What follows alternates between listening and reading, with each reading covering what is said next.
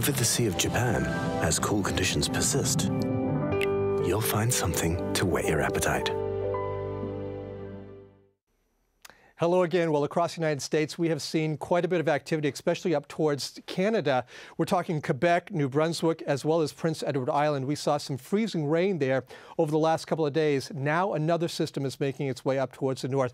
We're looking at it right here along the eastern seaboard, so it's going to be bringing some more snow into those parts of Canada along the St. Lawrence Seaway, but all the way down the east coast from New York, Washington, Atlanta, all the way down to Miami. Heavy rain showers are going to be a problem.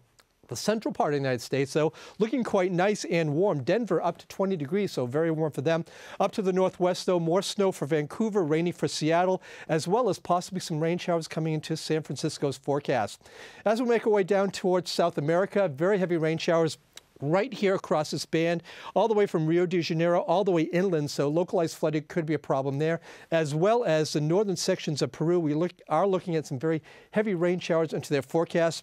And Bolivia has more rain coming to La Paz over the next couple days. Of course, that could mean more landslides as well as mudslides into their forecast. And very quickly over towards Europe, we are looking at some very heavy rain showers pushing into Turkey. That is also going to mean also heavy snow showers for them.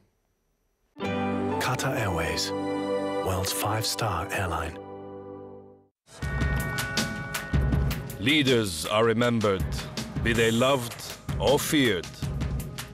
Alone they are inscribed on the pages of history. But what of the men and women whose hands build their monuments and whose blood stains their battlefields? The people who, against all odds, wield the power to reshape history. People in power at this time on AlJazeera.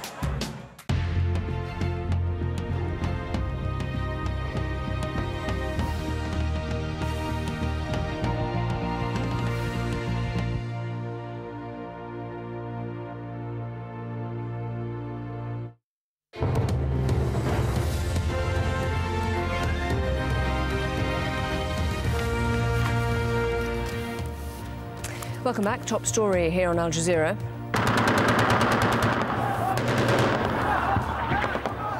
Gaddafi's forces have launched a succession of airstrikes over Ras Lanouf, a strategically important oil city in Libya.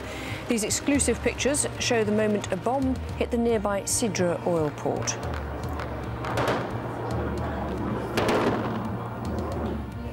Senior representatives from Gaddafi's government have been sent to Egypt, Malta, Greece and Belgium. The Libyan Deputy Defence Minister is in Cairo. It's believed he's scheduled to hold talks with Egypt's military council and the Arab League.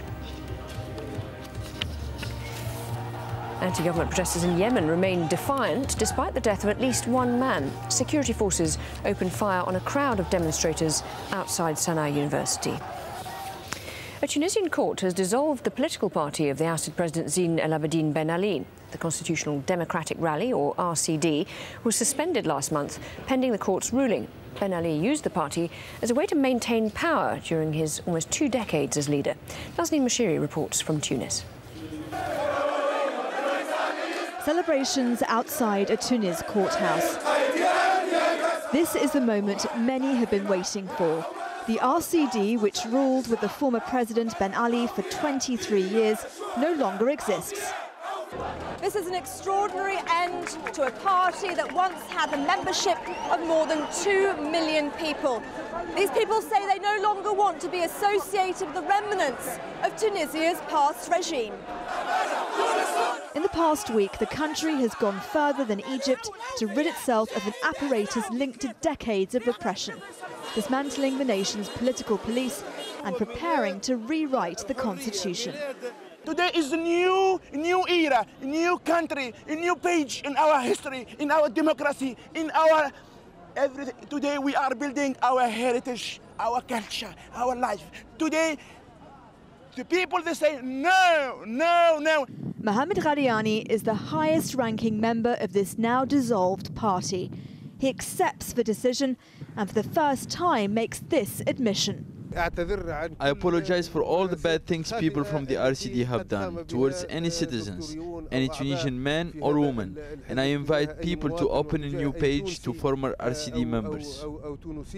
But there are members of this once powerful institution who won't give up so easily. One lawyer told me only the RCD can protect Tunisia from what he calls the Islamist threat. What is left for the Tunisians? Ennahda, the Islamist party, has the offices which are the mosques. It has the Islamic rhetoric, which Tunisians accept easily, and now there is a political vacuum. There will be an appeal, but it's unlikely to succeed. In the past few months, there have been so many historic moments in Tunisia. March 9th will be remembered as yet another end of an era. Nazanin Bashiri, Al Jazeera, Tunis. The Taliban has claimed responsibility for attacking a funeral procession in northwest Pakistan. At least 37 people were killed. Kamal Haider reports. It became a race to save the lives of those caught by the bomb's deadly blast. The victims had been taking part in a funeral procession. Now it was a procession of wounded to hospital. Some would live, but many would die. This attack was cruel even by Pakistani standards. The attacker, a young boy, said to have been wrapped in a shawl. Just as the crowd prepared to pray, he detonated his bomb. The main target, the leadership of the anti-Taliban militiamen in the Khyber Pakhtunkhwa province, a volunteer fighting force organized by the government in its long-running war against the Pakistani Taliban. They've been targeted before.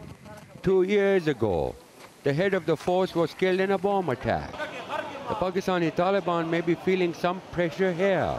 However, almost every week, they remind the government in Islamabad that they remain a potent force in Pakistan. Kamal Haider, Al Jazeera, Islamabad. A group of Filipinos who suffered human rights abuses during former President Ferdinand Marcos's rule from 1965 to 1986 have finally received compensation. But what they also want is a formal public apology. Margot Ortigas reports. The long wait is finally over for these victims of human rights violations. Hundreds queued in Manila to receive a check of $1,000 as compensation for abuses suffered under the Marcos dictatorship. The money recovered from assets in the United States.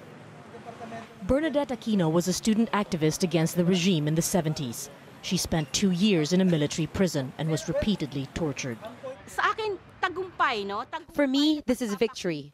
A proof of the truth of what we have always said, that there were human rights violations during those times.